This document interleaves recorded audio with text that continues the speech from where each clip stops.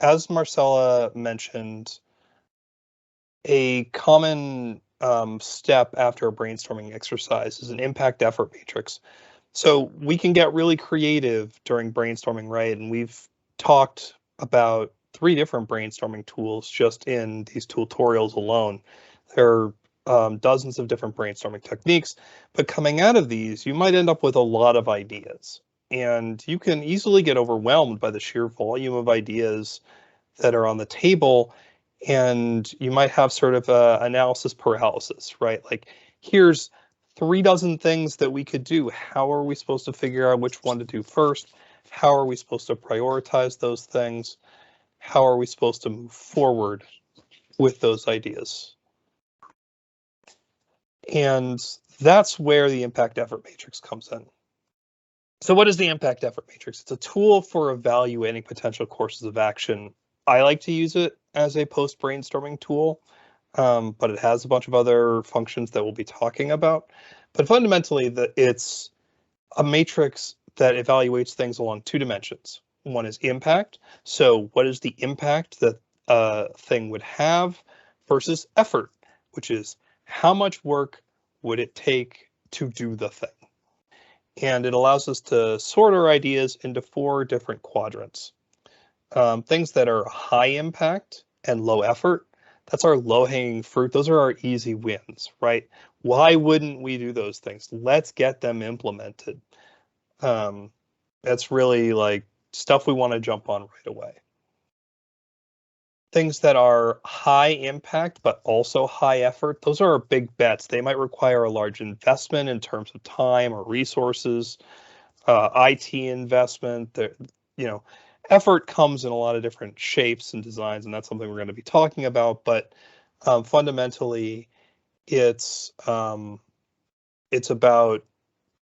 being worth that investment. Things that are low impact but low effort are things that are incremental. They might be small in scope, easy to do. The margins might not be huge on those changes. You might not see a dramatic transformation, but they're still worth doing and they're easy to do, so you can knock them off. And down here are the high effort, low impact tasks. And it says money pit here, but you might as well set those things on fire. I've never seen anyone implement an idea that's fallen into these high impact, low effort ideas. And the reality is that this chart's a little unrepresentative. It makes it seem like all 4 of these quadrants are equal in size. The truth is the line probably exists somewhere up here, right, where the number of easy wins are small and hard to come by. And most of the ideas that are worth doing are going to come at a high expense and maybe not have as big of an impact as you'd like. But what it's really great at doing is it's really great at sorting ideas or principles or topics into the things that are worth doing and the things that are not worth doing. So when would you use it? So after a brainstorming exercise has been brought up multiple times, it's a great post-brainstorming tool for really digging in and picking, like, we try to avoid judgment during brainstorming because we want to encourage all ideas. We don't want to throw out any ideas. This is where we don't throw any ideas out, but we assess them. We evaluate them. We try and keep it out of the brainstorming exercise and put it here. This is where we can think about how much work it would take and whether it's worth that work or not.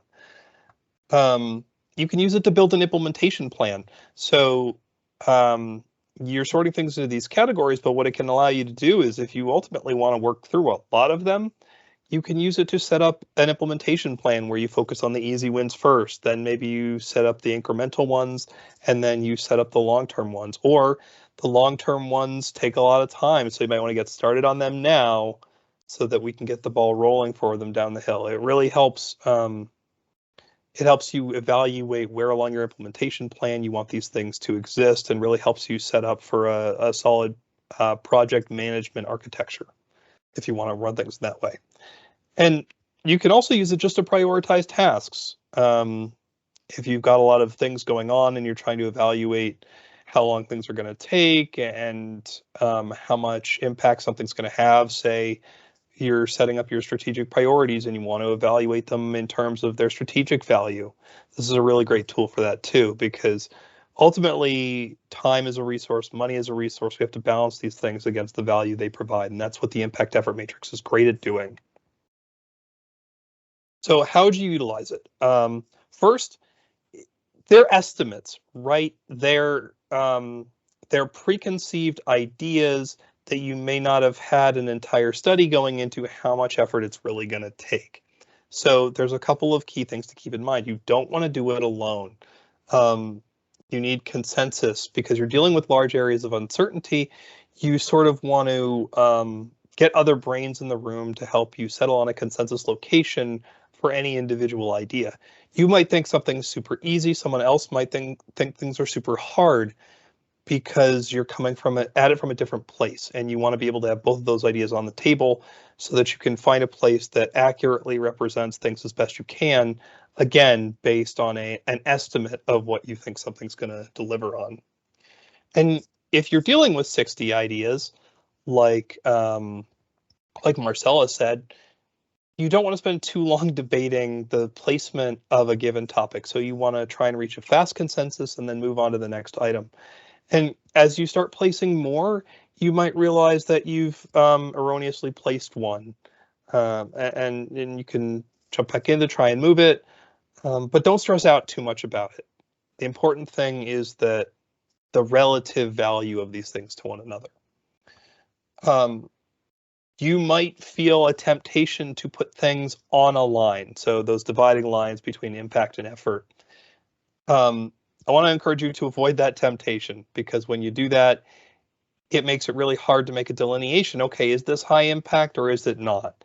Is it high effort or is it not? If you're putting it on the line, you're not really saying either way. If you want to put it just on the side of a line, you can do that, but try and make a fatalistic judgment on something. And it's okay to be wrong, just as long as you're making a decision, because when you come out of a brainstorming session with 60 ideas, the reality is it might take you many years to get through all 60, right? So you want to focus on isolating what are your best ideas, what are your easiest to implement ideas, what are the biggest impact. It can also be a useful part of strategic planning. So I've been a part of several strategic planning exercises that come up with a lot of potential strategies. We can use it to evaluate those strategies, focusing on the easy wins first, getting some easy wins, building morale, starting to get the needle moving, and then compare them to the metrics. So when you're evaluating impact, you can compare the estimated change that you think it will have on the metrics that you're comparing your strategic goals to, and say, I think this will move the needle a lot. I think it'll move it not very much. And it can sort of build a tier list of those strategies. And one of the great things about strategic planning is you try something, you see if it moves the needle. If it doesn't, you can move on to another strategy, and you've already got a ready-made tier list of strategies to work through. So that idea didn't work, we can try on the next one, and work through that list. So you've got years of strategic planning already built thanks to your impact effort matrix. So I'm going to go ahead and show you what an impact effort matrix looks like in practice. Here's an example of it from strategic planning. It's an exercise that I did with the Forest program. And right off the bat here, you can see that it's shifted around a little bit in terms of axis. So high impact is over to the right, low effort. This is high impact, high effort, high effort, low impact. You can see the axes right here. So this would be low effort, low impact. So I've binned each of the three categories, and I've shifted the axis a little bit. So we ended up with 4 ideas that ended up right here in the high impact and low effort category. So establishing communication frameworks, off-season trainings, lifting up program staff. These are ideas that the team thought we can do these at relatively little expense, and we think it will have a big impact on reaching our strategic goals.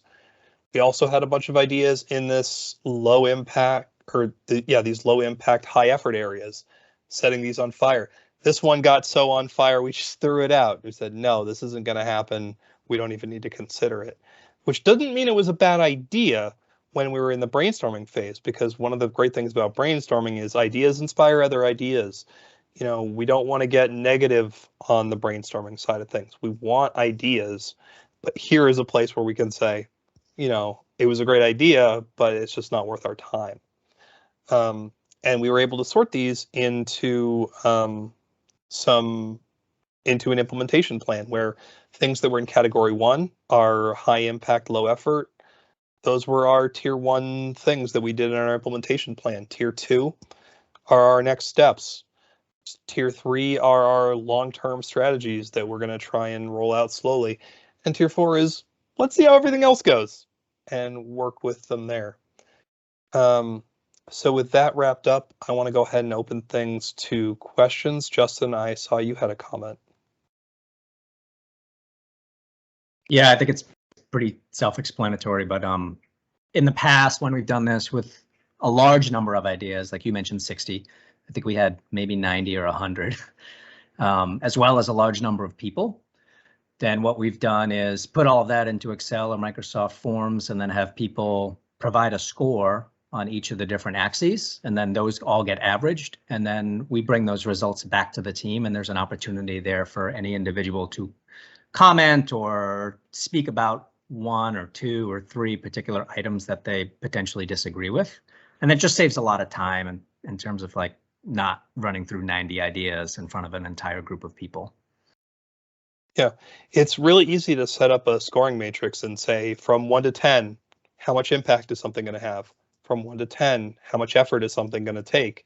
And let the math do the work for you in terms of placement. And then have the conversations worth having of, if you get a whole bunch of people, the more people participating in that type of process, the more data you get to help make judgments. So, this